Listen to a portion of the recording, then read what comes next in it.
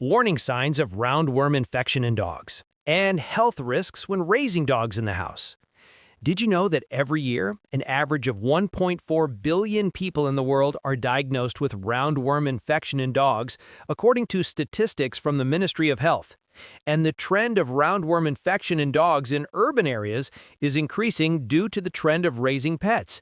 But people do not clearly understand the dangers of diseases that can be transmitted from pets to the human body, especially families that are raising dogs in the house.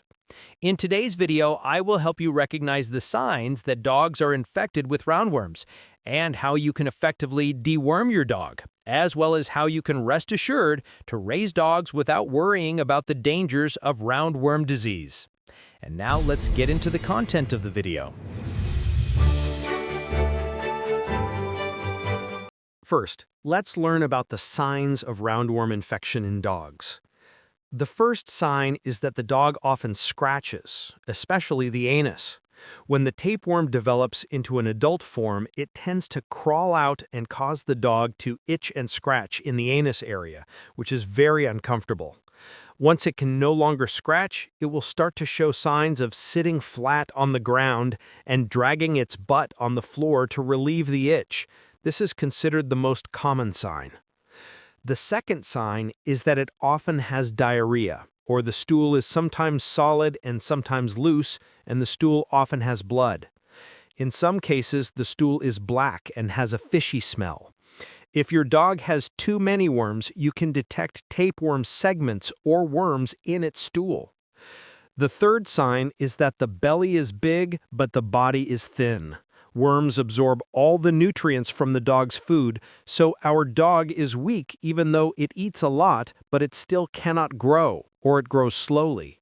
Although the dog is thin, its belly is very big, as if it is full because its intestines contain too many worms. And if this condition appears, the worm infection is definitely very serious, and we need to start treatment as soon as possible. Fourth sign, the hair is rough but easy to break and fall out. Because our dog is malnourished, its hair cannot grow well. Its hair is very dry, rough, thin, not shiny, and falls out very often. If it is a cat, it will lose hair terribly. Fifth sign, the dog is tired and has no appetite. Usually we will see our dog is slow, dull, no longer active, no longer has vitality. We call it and it responds, but it doesn't want to play with us. And sixth sign, that is, the dog often vomits, and sometimes it can vomit worms if the worms have migrated to the dog's stomach. And now I will share with you ways to prevent worms from spreading to humans. First, we need to clean the dog's living environment very seriously. We have to do it every day, especially the areas where the dog eats, sleeps, and goes to the toilet.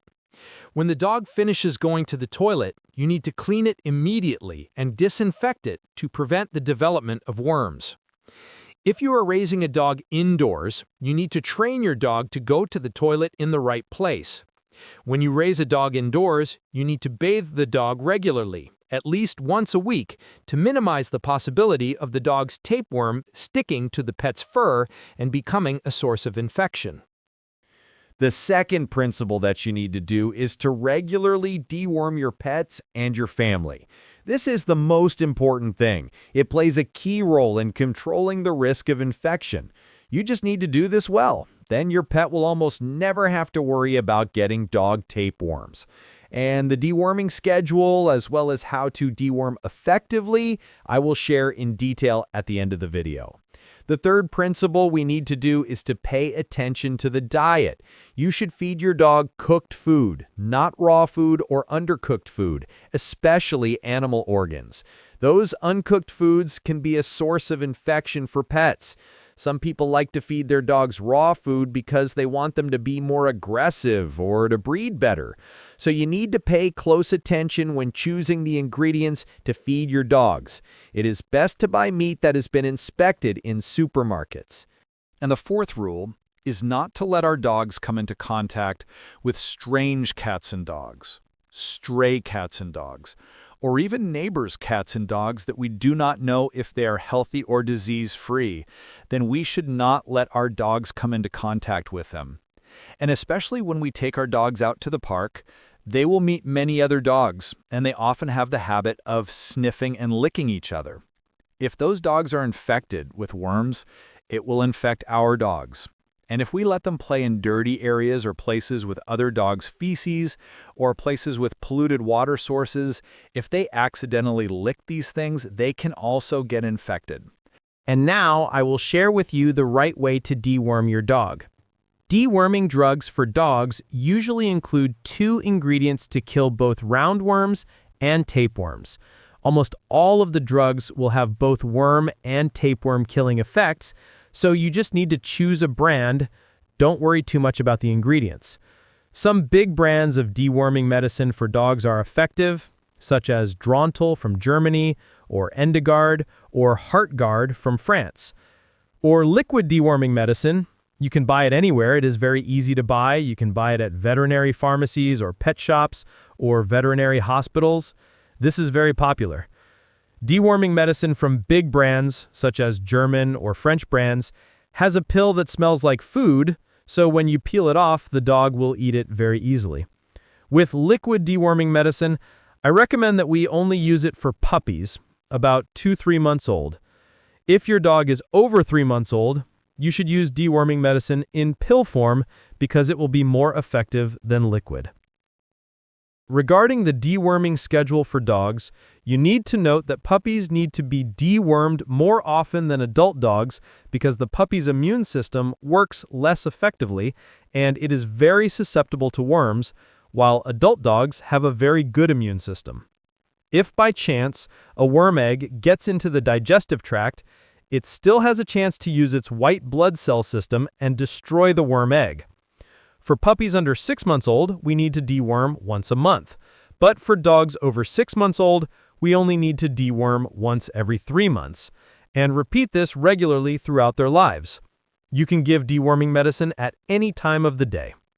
However, for best results, you should give your dog about 2 hours after dinner, and if you give it before going to bed, it will usually not affect the digestive tract much, and the dog will not have stomach upset. Some puppies may have mild diarrhea after deworming. However, you do not need to worry too much because the puppy will stabilize after about 24 hours.